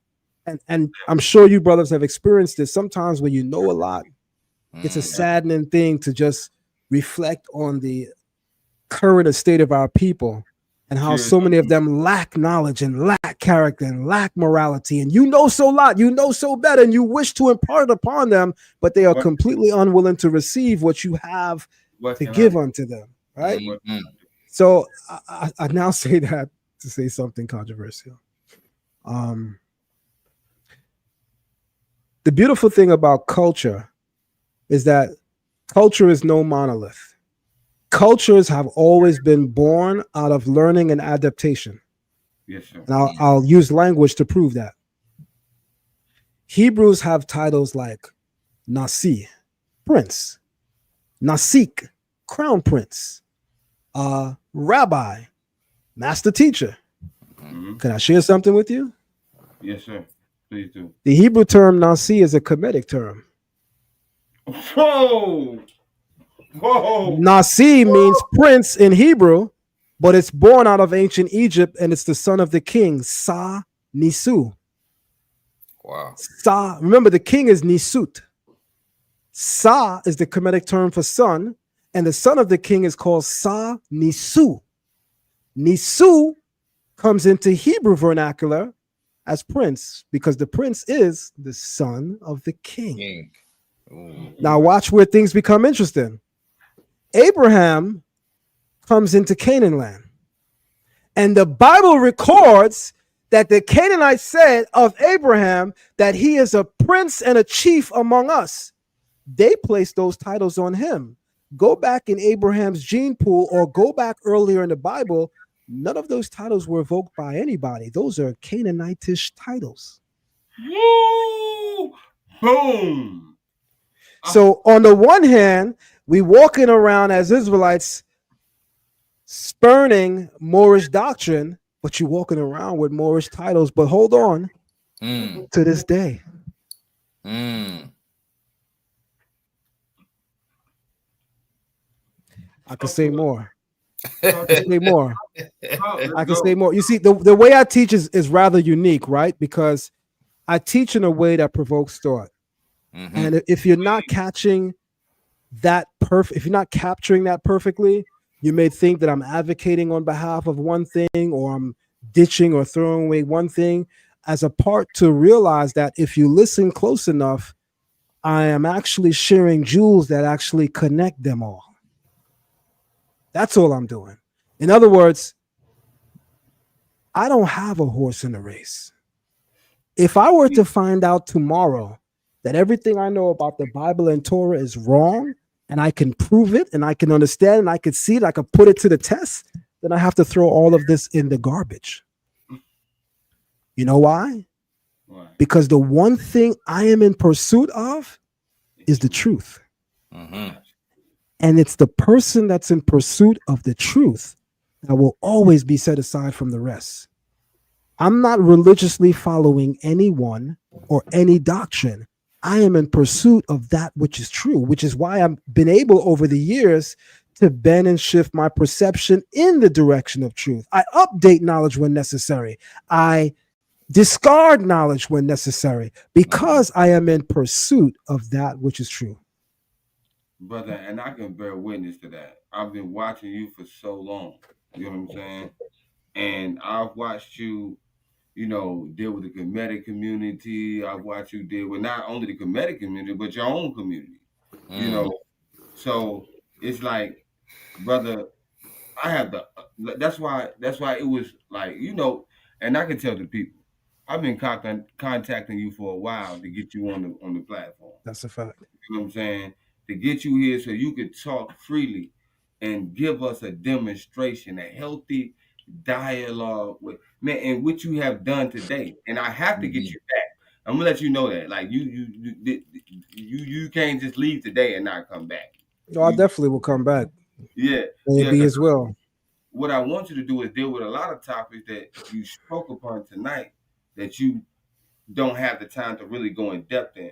So what I would like for you to do is go back and listen to what you've done tonight, pick out the topics that you would like to, pretty much present, and let's go. You know what I mean? Let's go. You know what I mean? Because I really enjoy what you do. I got a topic. Yes, sir. I'd like to talk about the house of Ruth, the Moabitess. Let's do it. Next show. I'd like to talk about that. Yeah, I'd like to talk about that.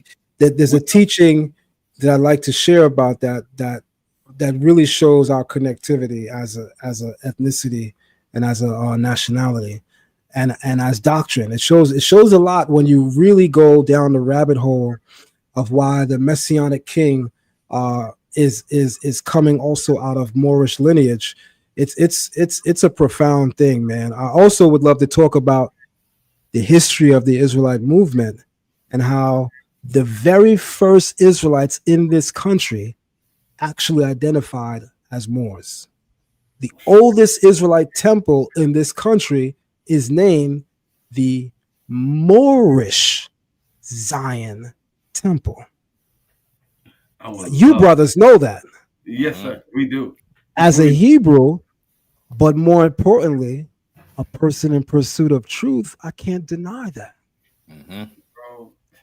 I can't deny that the oldest representation of Hebraic thought in the shores and wilderness of North America is with brothers wearing feathers on their heads. Say it again for the people in the back. I don't think they heard you. If the Israelite community and the Moorish community could have elders that could sit down in brotherhood, peace, wisdom, and here's a nice word, humility, we would be unstoppable with what we do.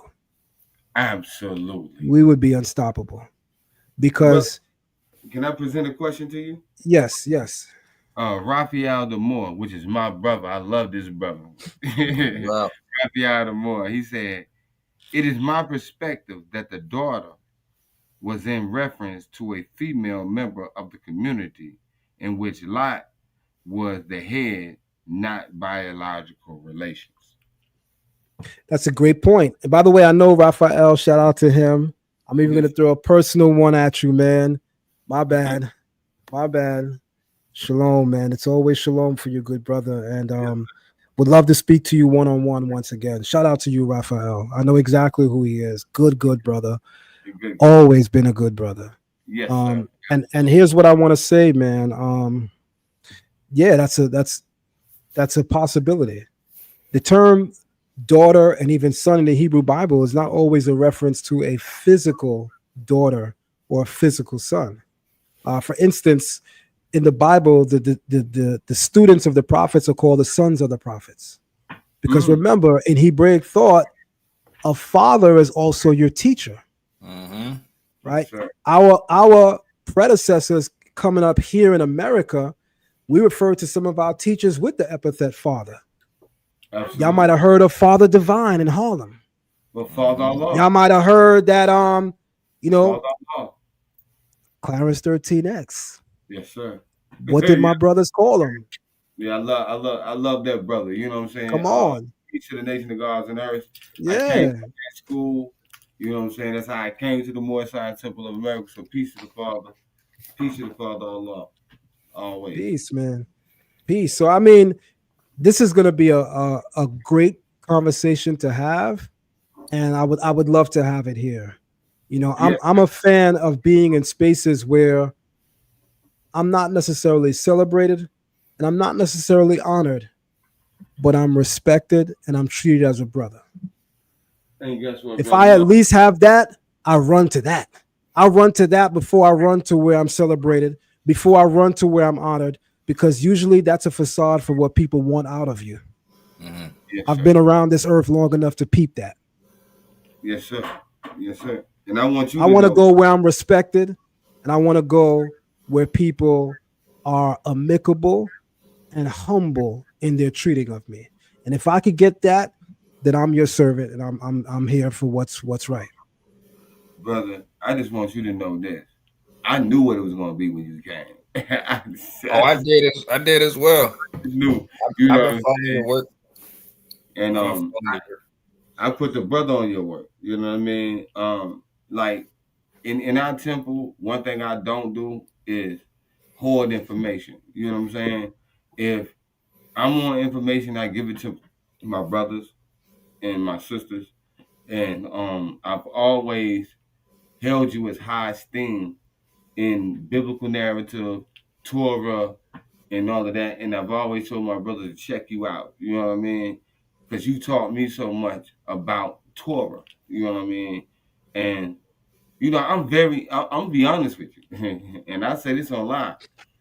Like I'm finna join the Torah class. I have to. You know what I mean? I just have to because I want to know. You know what I'm saying? From an authentic and authoritative source. You know what I'm saying? And I consider you that, and I will be joining the Torah class. And for everybody who don't know that he has a Torah class, learning Hebrew, etc. I'm finna get in it. So I suggest that Thank you you. know, Thank sign you. up. I definitely appreciate that. If you don't mind, I definitely was gonna say this, but Yes, I'm a humble person, believe it or not. And yes, the people usually find that out when they take my classes. So let me just get a couple of moments just to say a couple of things. yes, sir. Zion Lexx is a stage name created for Son of the TV. I am not Zion Lexx. Mm-hmm. It's gonna sound a little weird. I identify as Zion Lexx. Yes, sir. Yes, sir. Who I I understand. am is Avdiel Ben Levi, the people that the Israelite community can trace back to 1994. That's me. I'm Avdiel Ben Levi. If you go online and you buy my books, that's the name that you're going to find, Avdiel Ben Levi.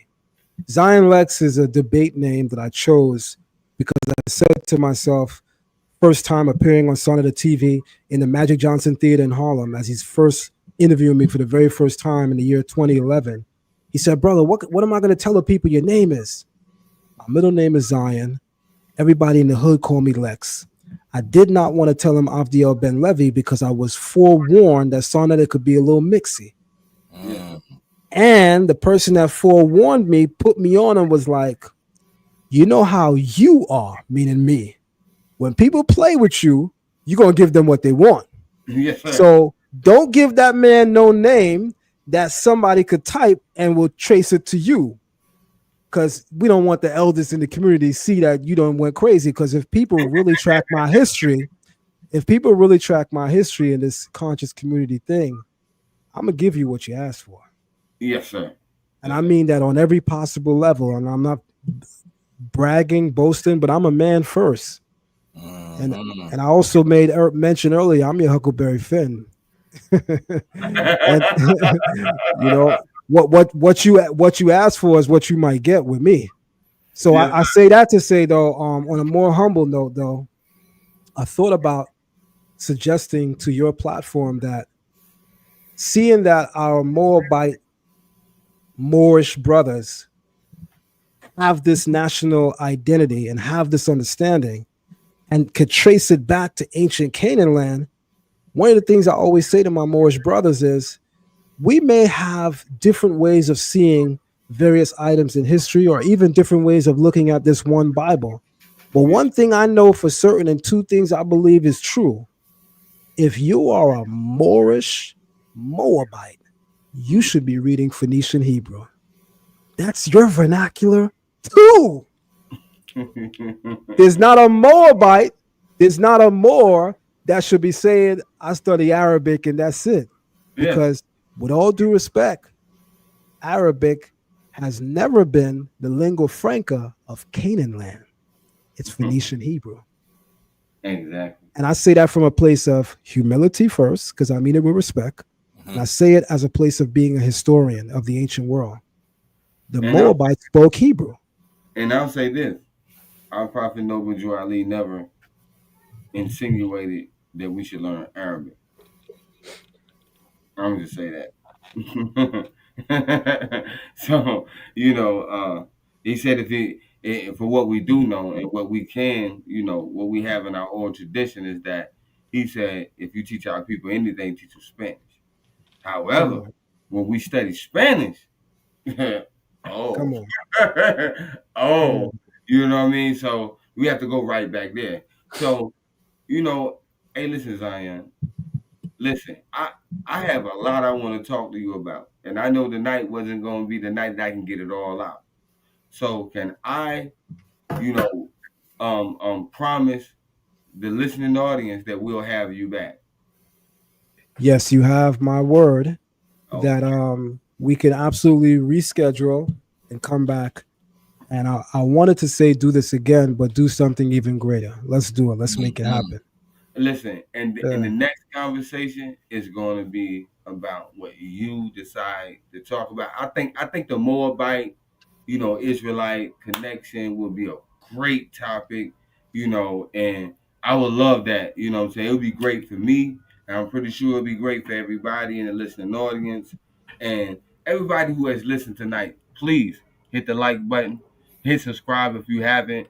I want to say Let's Think Podcast finally hit 2,000 subscribers. That's not Yes, many, yes. Thank you. not many for those who have channels. We're a growing channel. And we just finally hit 2,000 subscribers. And we thank all of y'all for subscribing and participating, liking, sharing. Please do it more. Let's keep going. Let's keep going, because one thing what Let's Think is podcast is about uniting the Asiatic family. This is what this is about.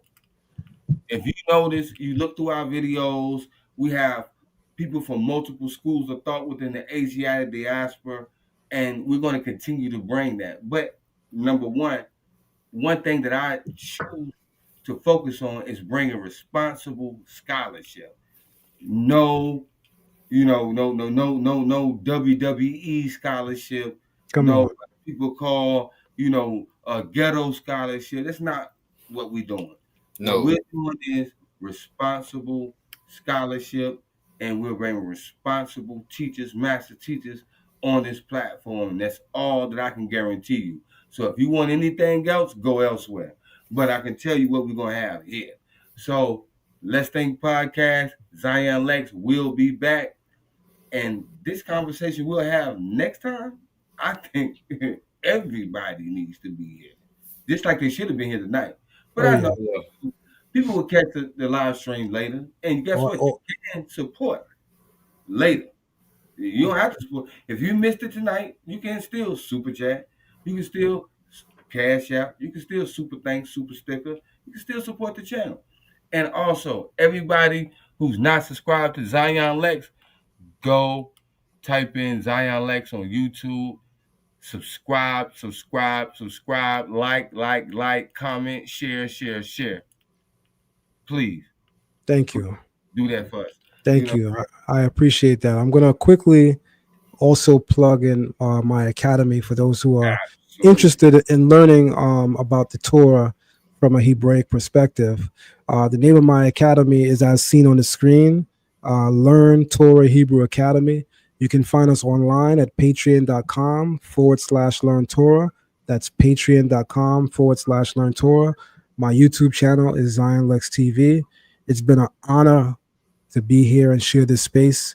Whenever you have an opportunity, not simply to speak your truth, but to speak the truth in a space where you're respected, and in a space where your brothers are amicable, friendly, loving, then that's sacred space. That's a sacred moment. And now we have the opportunity to do something powerful.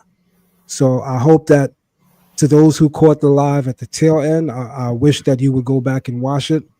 To those of you who possibly didn't have enough come out of this conversation, make sure you enter the comment section on this video here and let it be known what you would like us to go into another possible time. I want to thank the Almighty for the opportunity to wake up and be here with my brothers. One thing is beautiful about each day is that we woke up. There's millions of people that did not wake up today. And there's a million more people that may not wake up tomorrow. So I thank God for life. I thank God for opportunity. And I thank God for the blessing of being in the presence of his people. Thank you, brothers. Oh, thank you. We thank you, brother. And guess what, brother? I think we should do a panel, where we get, brothers from the Hebrew community and brothers from the Moorish community, and we can sit down and talk about various topics and allow the people to really see a consensus and also see an agreement within philosophy and history, because it's so important right now. You know what I'm saying? That we show the unification of our people. You see what I'm saying? Because there's so much out here that divides us right now. And I'm of the thought that we're all family. I'm of the thought that We're all family, and we all come from the same root. So Come on. why Come shouldn't we on. come together and work on educating our people as a whole? And Come I'm on. really with that. You know what I'm saying? From 1996 to 2007, I sat in classes, Moorish classes in Bed-Stuy, all while being an Israelite, and learned a lot. Absolutely. And I said to myself, when the brother that first introduced me to these classes, he just passed. May his soul and may his memory be blessed. When he first introduced me to these classes, I was like, I don't need to go to no Moorish classes. I got the Torah, I got the Bible. What am I going to learn there? And he's a very, very humble older brother, old enough to be my father. In fact, he's 2 years older than my father. And he said, no, you got to come. I really think that there's something there for you. And boy, oh boy, he was right. Mm-hmm. In more ways than one, I could say that there was something there for me. One of the biggest and the Moors, you know, I don't always speak about certain things publicly. So now I'm speaking to the Moors because I know you're going to know what I'm referring to. Yes, sir. One of the biggest financial blessings I ever had in my life came from being among the Moors, and more specifically, things I learned among the Moors. Yes, sir. And those of you who have been Moors since the 90s into the 2000s, and you remember what the early 2000s was like, look at my eyes. Some of us came into some big financial blessings. Yes, And I sir. thank the Almighty for that period because it helped me and it helped my family. And but more important than finance, right? I learned a lot about the Torah among the Moors. And I'm saying this with great conviction. I learned about law, believe it or not, best from my stay in the Moorish community.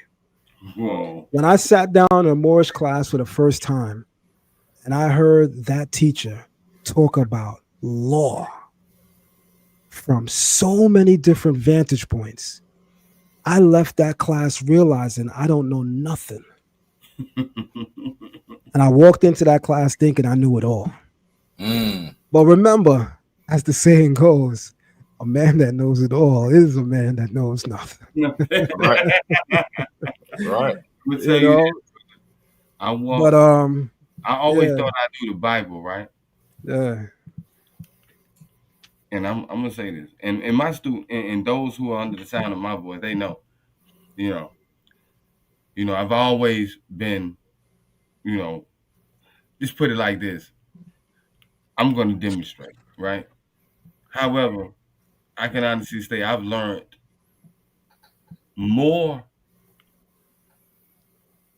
in watching you demonstrate about Torah and from the historical to other areas of this vernacular that, bro, it's like,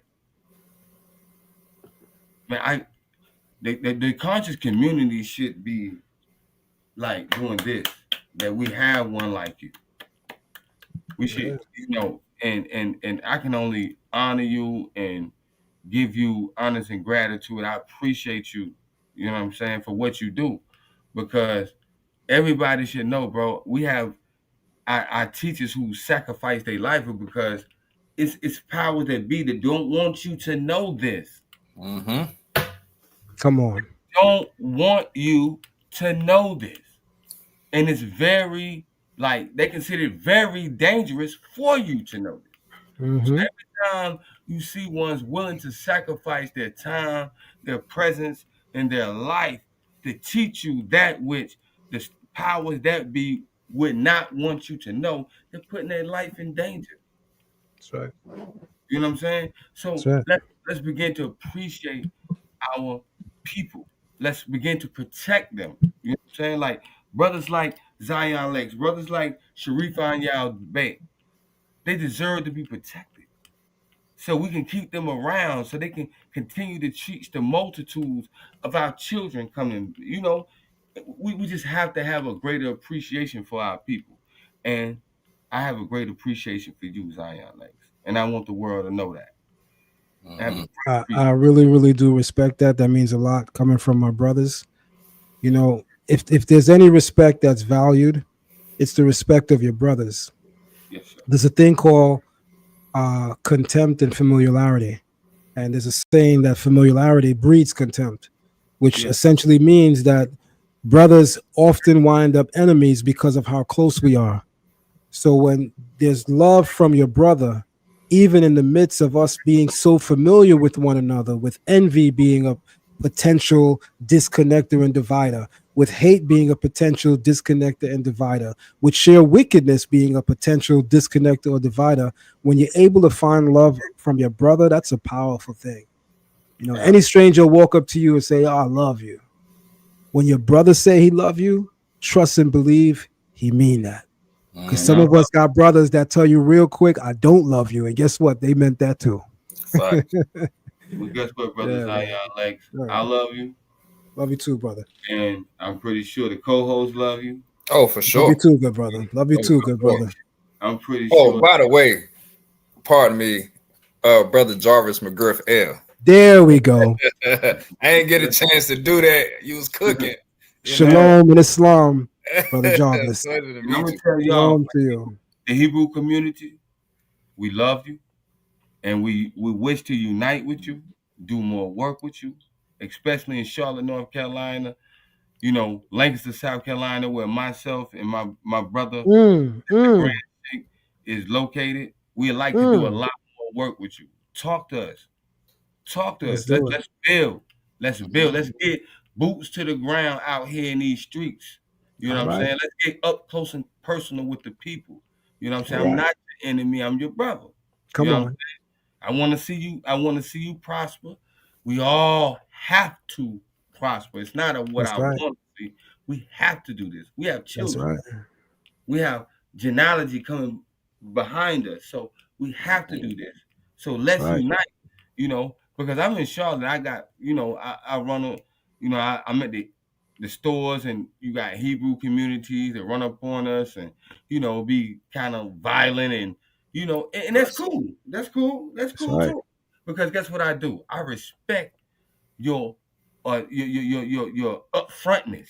Come on. I respect your your vernacular. I respect all of that. But guess what? One thing we have to do is this. I know this. Everybody's not gonna come into the temple, and everybody's not gonna come into your tabernacles. Mm. Do you understand that? Mm. And we Come all on. still have the same enemy, the same problems, and we want the same things. We're seeking the same things. So we should not be in a position where we're at odds with each other because of ideology. That's No. not the thing. That's not the thing, and that's not how I stand. I That don't makes know no how sense. anybody else stands. I can't speak for anybody else in the Moorish movement, but what I can say is this. Branch Temple number 3, located in Charlotte, North Carolina. We trying to link up with everybody who's uplifting fallen humanity. If that's what you about, that's what we about. Facts. And let's do the work. Let's do the work. Mm. Let's go. Let's do the work because we got so much going on in this city that we really need to get the boot smoked. Come on. Let's Just go. imagine when the Most High call his people, that some of us gonna be saying, "Where you going with that fez? Where you going with that kippah? Where you going with that turban?" Because some of us think that God is only calling us when he calls his people. But I'm going to tell you right now, a lot of us going to be in for a rude awakening. Oh, my God. Because the one thing the Creator has always desired is the willing heart and the humble, meek, and contrite spirit.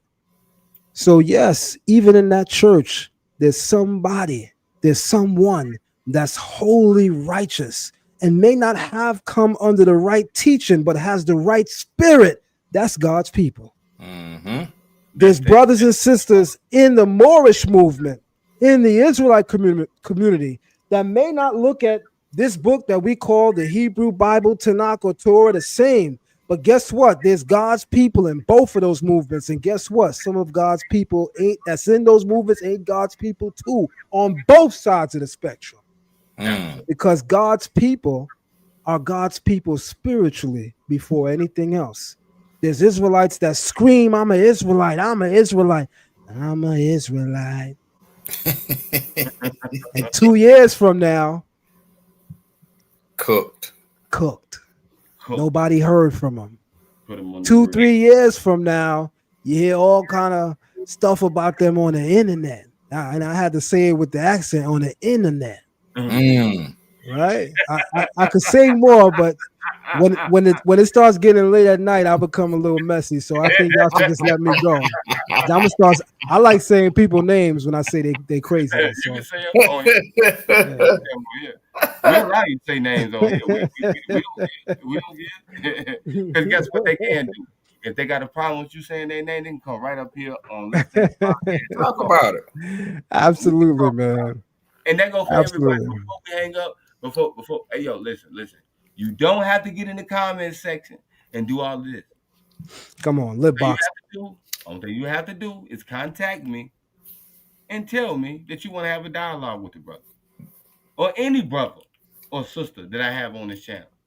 If you want to have a dialogue with them, just contact me. You don't have to get in the comment section and go all crazy here, now, or whatever. If you are an intellectual and you have the knowledge and you are convicted in your stance, only thing you have to do is call me, contact me, and I'll contact the brother. And how about this? If you have a problem with what I say, you can talk to me too. That's right. Yeah. Because just because I don't speak on here and do presentations doesn't mean I'm not ready to dialogue with you. Come on. So I'm one of the ones too, just to get that out the way. So, Brother Zion, I appreciate you coming through tonight. And this is what I want to do. Before we end this show, I want to say this. We welcome all discussions. We don't shy away from anything on Let's Think Podcast. You Kemetic, you got a problem? Hit us up. You Sunni, you got a problem? Hit us up. Anybody, you got a problem? Hit us up. We set up a dialogue for you. And we can get to the bottom of whatever it is that you have to say. Let's go. Let's go. You know, and guess what? Zion Lexx had some things he would have liked to talk about tonight that he didn't get to talk about. That's a fact. Umar, where the school at? Yeah, and we can talk about that. Yeah, we can talk about that. Yeah. Oops. Yeah.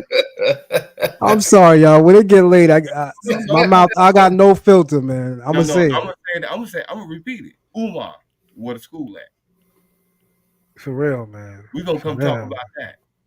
Would you like to talk about that, Zion? Would you like to talk about that? I would love to have the conversation of what we can come together and do about building intellectual institutions. I'd rather do that. It's so easy to beat up on our brother.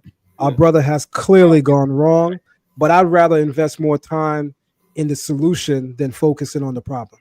I'm gonna tell my brother this. Umar, I don't know you. I watched a couple of your videos, not watch many. I don't care to watch them. But I would say this. Let's dialogue. Come here. Talk to your brothers. We want to know what you got going on. We'll give you the platform to talk. That's right. But talk to us. Because we're genuine people who want to know.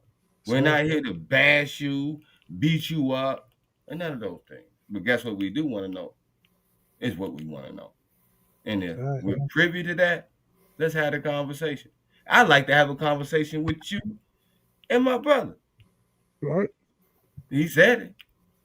So anybody watching this, if you're in contact with Umar, tell him hit the channel. And we'll bring him right up. And we can do this. Right. We can do this. You know, anybody. That's right. Anybody. That's right, man. I've adopted the spirit that the easiest thing to do is to kick your brother while he's down. No, Oh yeah. But if he's truly your brother, why would you kick him? yeah. So I don't like speaking in hope. I like speaking in truth. Right. And the truth is that ship has sailed with Umar's vision and dream of creating a school under his banner.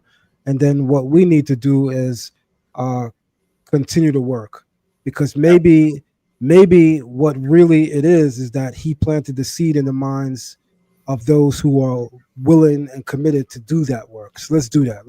Let's honor the brother in that way. Let's do the work. And let's maybe have a chapter that we can name in his honor, because whether we agree with his silence on accountability, whether we agree with how he's conducted funds, he certainly planted a seed in many of the minds of our brothers and sisters that wasn't even thinking of building intellectual institutions today that have, since they heard that he has done it.